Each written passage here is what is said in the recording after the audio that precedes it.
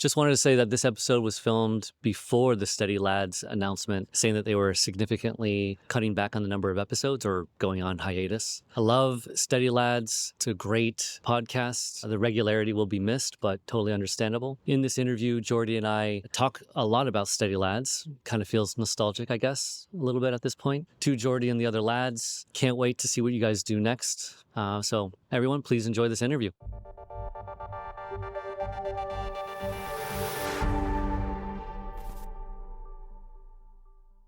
Thank you for doing this. Yeah. Appreciate it. To start with, can you please tell me your name and what you do? Yeah, I'm Jordi Alexander. I am founder of Selini Capital. So Selini is an investment firm in crypto. We just do crypto and we do trading, market making, venture investments, a lot of long-term investments as well. Yeah.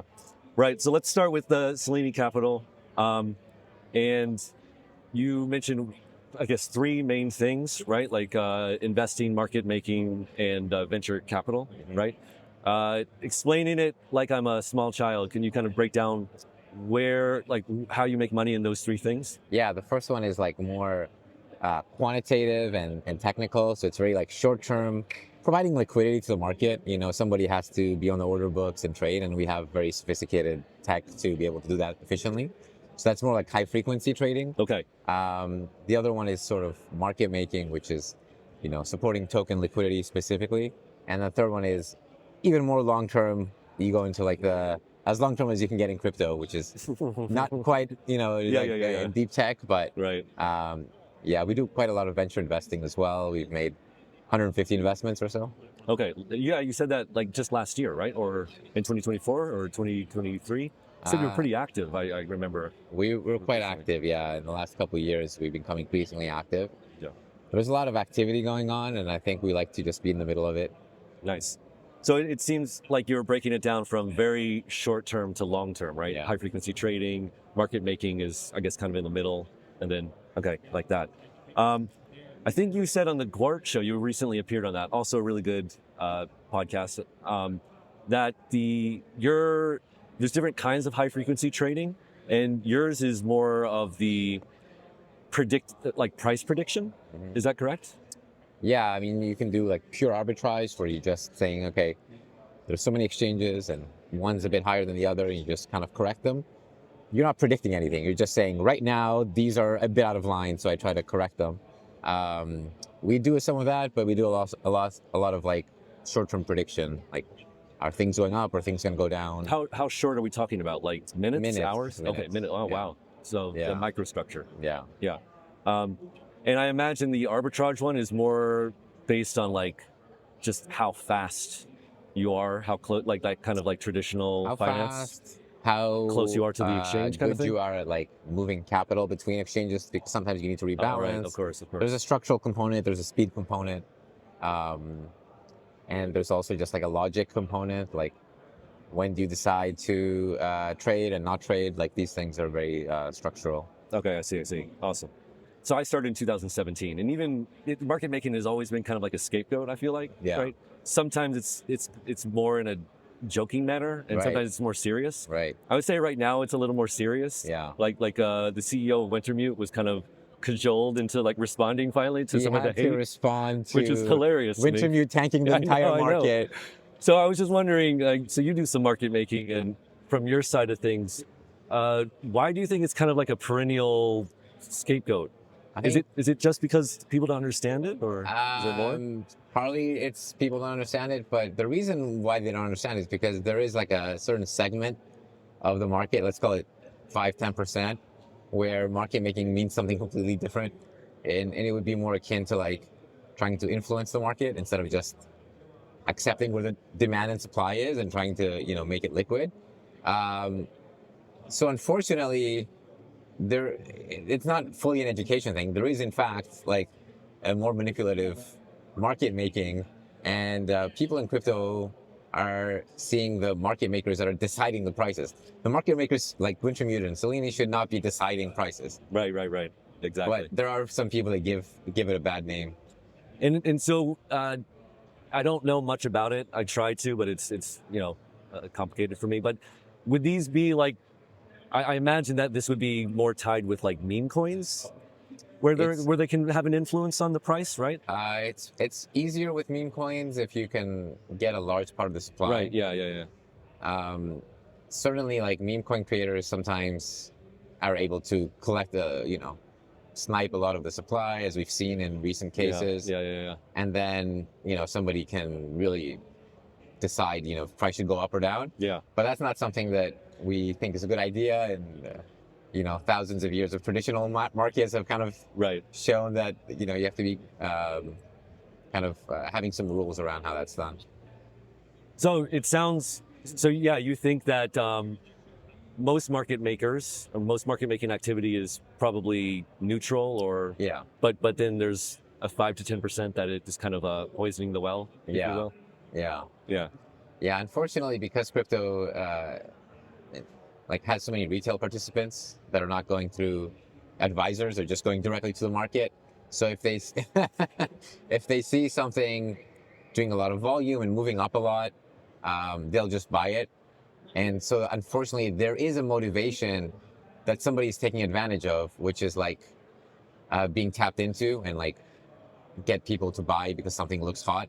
And there's so much motivation to make something look artificially good. And then also you might have too many tokens to sell. You don't really see this in traditional markets where market makers just have, like we do, 0.5%, 1% of the supply, very small. You can't actually Maybe do in much. SPACs, you saw this a little bit, right? What's that? SPACs in traditional markets, where they held back a lot of the supply, and then you got this kind of giant upward move. I think something like that was happening. Well, definitely SPACs are probably the closest. Yeah. Cool. Man, this is a couple questions related to this. I forgot where I heard you say this, but you were saying either it was on that Gort interview or on Steady Labs. You were talking about how you were looking at the microstructure and it was making you sick. Oh.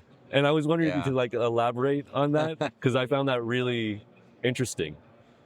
I'm not sure what the context is, but there's definitely been a few things that have not been pleasant to look at. Again, mainly either relating to some of the aggressive market making, like this 10% bucket. Yeah. And what some of the things happening there. Obviously I don't want to name specific projects. Don't worry about it. Yeah, you don't have to. You don't have to do that. Yeah, but could you tell me what you kind of look for, for a pleb like me? I don't see anything. And I was wondering if there's things that you could tell me or maybe our audience that could kind of cue us on that maybe we should kind of stay away or something like that. Usually if you see a token go up many times and there's no fundamental announcement or improvement that would explain it, that's behavior that I look at very carefully. You could kind of label it in traditional markets as manipulation. Okay. In crypto markets, we're still waiting for good regulation. Obviously, last cycle we had very awful, way too extreme way of looking at things, where even the best actors, the best citizens were being sued. Yeah. And now we've kind of maybe gone to the other extreme where there's a lot of collectibles being issued. Collectibles, yes. Yeah. That's an interesting one, yeah. So hopefully we find a middle ground. Yeah. I was, so the Argentina coin thing just happened recently, and I found it interesting that they were saying, 4 billion market cap. Sure. And then, what's it called? Liquidity was taken away, and it was approximately 104 million. But to me, that was a funny juxtaposition. It was 4 billion market cap, but then they kind of tanked the whole thing with just by extracting 104 million. So basically that's all there was there, right? Right. I mean, if a price reaches a very high market cap, but it's just a short-term spike, it doesn't mean that there's a ton of people willing to buy at that price. Yeah. Maybe there's a few people, that's why it went there. Yeah. There was that last marginal buyer, pushed it up. As soon as that buyer is exhausted, the next buyer might be willing to buy at 3 billion and the next one at 2. Yeah. And then at 1, and then maybe somebody will take a punt at 500 million, and then kind of what we saw, it sort of settled quite a bit lower than that. Yeah. Because there's not that much demand there. So unfortunately, like this is how all markets work. It's not just a crypto thing where, the current price only represents the marginal oil barrel. It Yeah. doesn't represent the Right. entire oil supply. But I think though that like at least the media has some role in this where they put that number, Yeah. 4 billion market cap evaporated. Right. It's like, Yeah, it was never really there. Yeah, right, Yeah, exactly. that's- 104 million market cap, really, Right, like basically thereabouts. Going back to the Gort show, you ended on something that I found like very tantalizing. So this quote, you said, "I do occasionally step outside my balanced comfort zone and have a strong view on stuff, whether it's positive or negative." Right, and that was the end of the show, and there was no follow-up questions, and I was like asking my screen this question, which was, when was the last time that you had this? When was the last time you kind of stepped outside your comfort zone for positive or negative? I'd like to know that. Is this like I'm trying to remember the context. Was this like related to a It was I think it was related to like just how you approach the market. You try not to get sucked into I see. positive or negative things. Yeah. And not like, because you guys were talking a lot about hyperliquid. I see. And I found your comments to be very balanced. It wasn't Right. It wasn't like overly positive or Right. overly negative. Right. Right. So it was very balanced. Right. But you ended the show with saying, "Oh, yeah, sometimes I do." Yeah.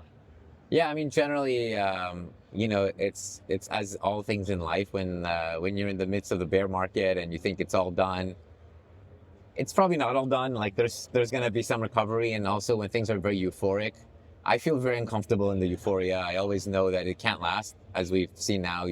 A month ago, Trump launched a token. It seemed like the most incredibly bullish thing that's ever happened in crypto. Onboarding the millions right now.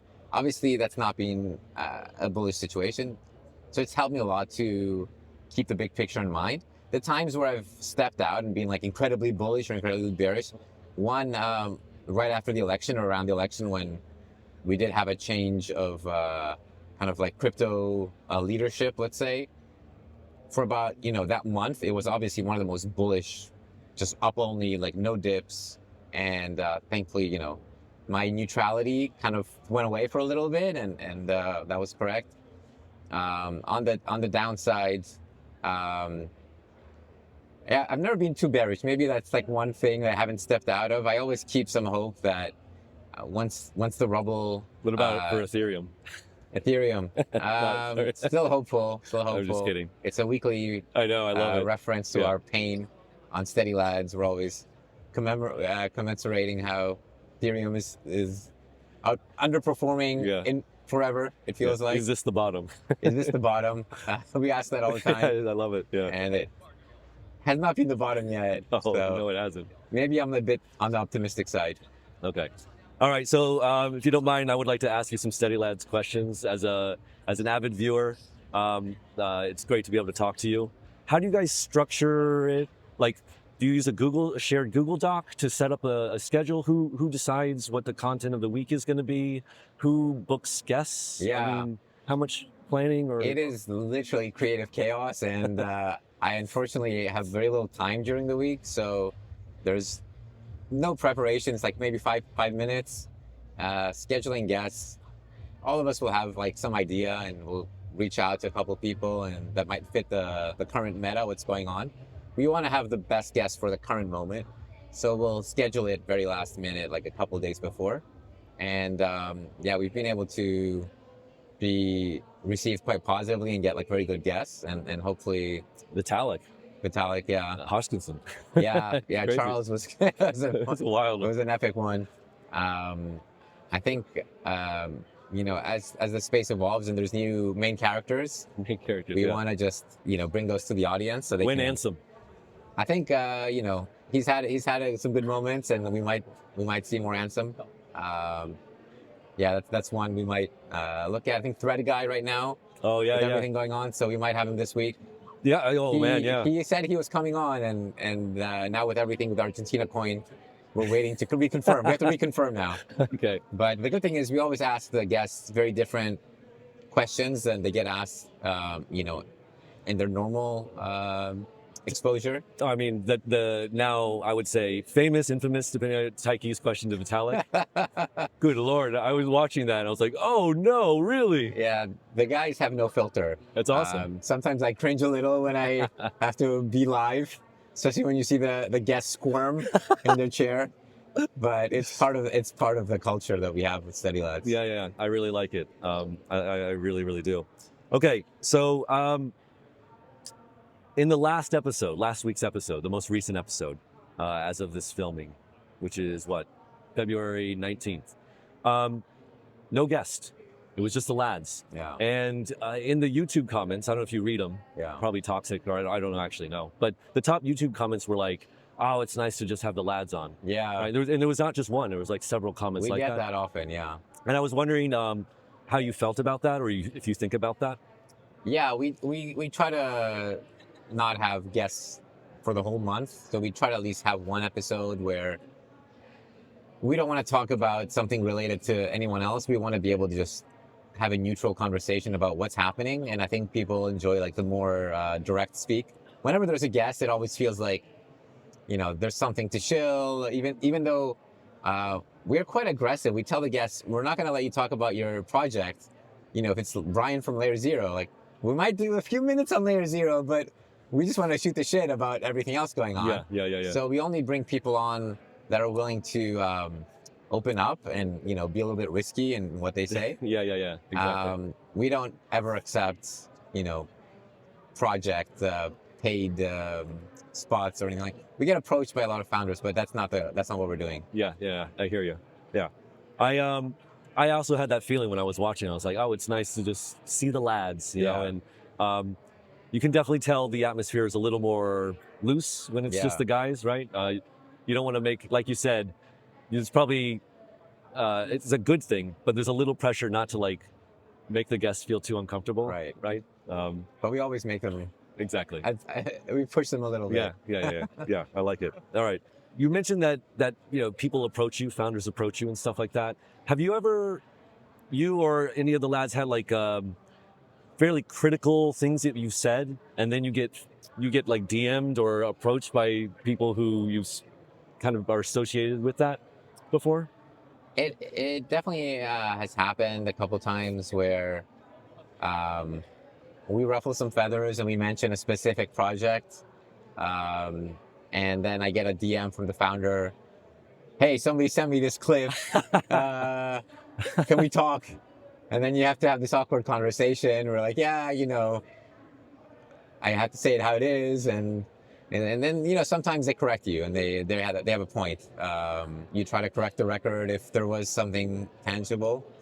But unfortunately, like either you make boring content that has no real substance, or you sometimes have to give specific examples. And I think people need examples sometimes to visualize exactly what you're talking about. You can't just say, some projects are overvalued or whatever. You have to mention them. I think we don't get too much hate, I would say. Does that, during the podcast, do you ever like have to moderate? Is there like any voice in your head ever where you were like moderating? Oh, I need to moderate this a little bit so I don't get yelled at by the founder of XYZ. Yeah. Couple times. We do live episodes and we do pre-recorded ones, about 50-50. The pre-recorded ones are a bit snippier, that's cleaner. But the live ones, we can look at the audience questions and interact a little bit. So it's a bit more like up only was last cycle. Yeah. So when it's live, you can't filter. You have to be a bit careful because it's all. Of course, that's right. On the internet forever. Yeah. All right, last Steady Lads question. I have one or two more just about crypto in general. So I was wondering for what's it called? Pasta of the week. I personally felt it get more competitive amongst the lads. Yeah. Over the past year. Yeah. Do you feel that way too? It feels like you guys are taking it. I mean, it's always obviously really funny, but it feels like you guys are really going for it these days. Yeah, I think I had a good streak where I was winning quite a few of them, so I kind of was pretty chill about it. Yeah. But then the other lads were. Justin was going for it. Oh, Justin really needs to get. He needs to get one. He was very upset he wasn't getting. Dude, you could feel it. Yeah. So he's doing better. They've stepped up. I think it's good. It forces them to think about what actually gets gets people kind of thumbs up, and sometimes the more interactive content has been quite successful. There's been really good AI generated videos. Yeah, you've been showing those recently. It's crazy. They're getting so wildly good. Yeah, the world's going to change very quickly on content. Yeah. Oh, absolutely. And if you get Thread Guy on there, Yeah, he's featured in a lot of yeah, this. So, yeah. I was excited to have him on. Hopefully, he's not retiring from streaming. yeah. I mean, that niche, what he's in is, I think, is a rough, it's a up and down one, right? You get vilified, you get celebrated, and it kind of feels like a roller coaster. People make 100Xs and then the next day they're getting rugged. This is kind of like the trenches, as they call it. The people who are just streaming in the trenches, and they create content that people want because they want to be in the trenches with them and kind of buy the thing that just listed and, oh guys, whatever. Obviously, like, something goes wrong. Everyone is very upset when there's a perception of like insider and having special access that the common man doesn't have. Yeah. And there's a trend in the industry in crypto to try to balance that. Sometimes it's good. I think like Echo, some of these groups now are allowing angel investors to KYC and then get access to angel deals that I get access to, let's say. That's very positive, I think. Creates a good community building ground.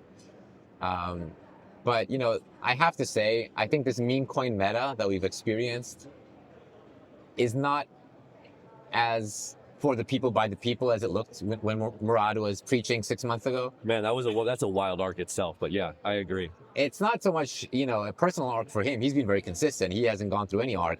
But the thesis playing out of, meme coins are the new people coin and this is everything's fair. Look at the distribution.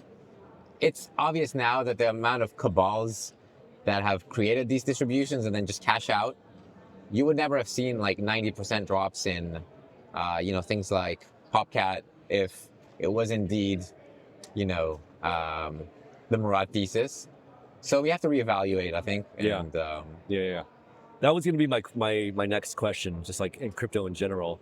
I remember listening to a podcast last year of like serious like trading firms and VC funds and stuff like that, talking about how they're scrambling to include meme coins and everything. I remember this very well. Right? Last year in Vegas, I remember I was having my annual poker break from work, but I was walking down the casino and I look at my phone, I see Evgeny from Wintermute saying like, oh yeah, we'll market make Mother token, the Iggy Azalea token. That was when it started. Oh my goodness. That kind of was like the first introduction of, okay, serious firms are actually going to participate in this like meme economy.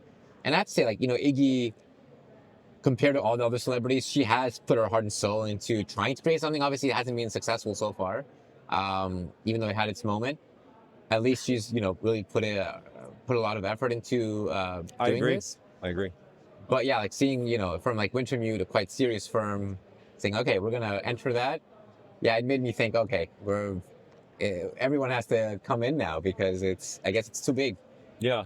So, I mean, it's almost like calling the Ethereum bottom, but is the meme coin, I feel like meme coin exhaustion is got to be approaching with this, like, from this like ramp up from Trump to now Argentina. It really feels like not the market in general, broadly speaking, but like the meme coin segment really feels like we're kind of reaching peak exhaustion there. I don't know if you I don't know if it's peak exhaustion. I mean, we look at NFTs last cycle, and once they started going down, they haven't really recovered. Like, there's just too many, and we realize it's so easy to spin one up.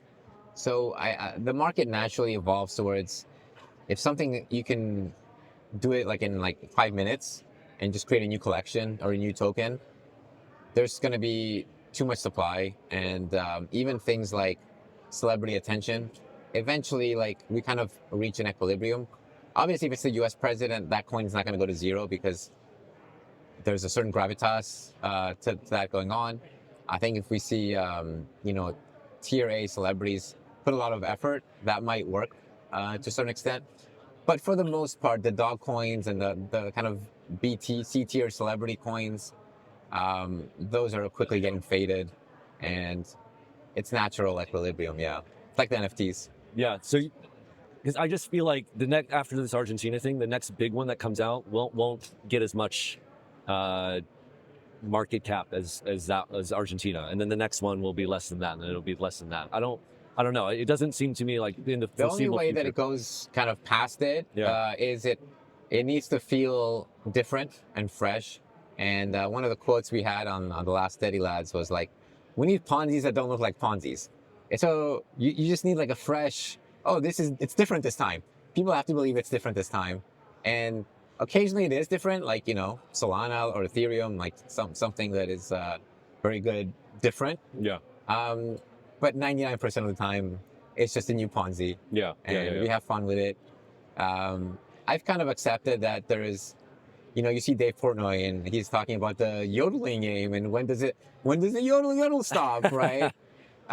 People like that. Yeah. And if they want to play that casino game of trying to be early and who's not early, that'll just keep getting played in different flavors. Yeah. Okay, good. AI, obviously, I think you've said it before on other podcasts. You said it on Quartz podcast. You said it on your own. It's going to be a big narrative going forward. Again, like you said, all the big TradFi companies are all AI. Everyone's talking about AI, so it'll definitely have a future. But I've been, I know you haven't had time to like look around yet, really. I was surprised that there wasn't as much AI as I was anticipating. Yeah. I was wondering if you have any thoughts about that, because I thought it would be like AI everything, AI DeSci, AI, deepen, all the buzzwords together with AI, but it's been fairly moderate.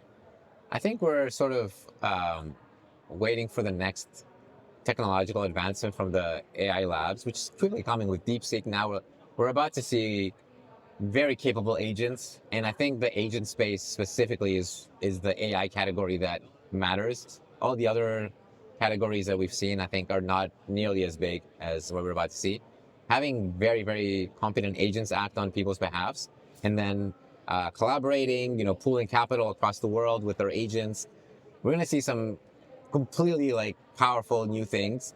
It might be Q3, Q4 before we see that. So it might be a little bit early, but crypto without AI to me just seems very weak, very, very like kind of, it's not going anywhere. Why? Could you tell me why? I think, all you have is just a human needing to do things, approve, get transactions. It's not going to be part of daily life. Paste a long address with some numbers. And, I made a mistake. I sent it to the wrong one, and now I burnt it by mistake. Now all my money's gone. I burned 50% of the token supply by mistake. Or like Justin, like, oh, I got the coin. Oh wait, no, it's not. It's a different scam coin. Yeah. So I think when all we need to do is like talk to an AI or tell our AI what to do, and they're very capable of doing it. The frictionless amount of capital formation that will happen will finally kind of make it much more used in daily life. And I think right now, if you want to buy something, it's still easier to use your credit card than, get your wallet and get that. But that's going to change. Yeah. And I think agents are going to be a huge part of that. It's the only thing that I'm truly excited about. Okay. Yeah. Awesome. Well, Jordi, thank you so much for doing this. I really appreciate it. I love what you do on Steady Lads. I love that you give people like me some insight into this other side of crypto that I can't really see into. Yeah. And so I really appreciate it, man. Thank you. Thank you so much. Yeah, thank you. All right. We're done.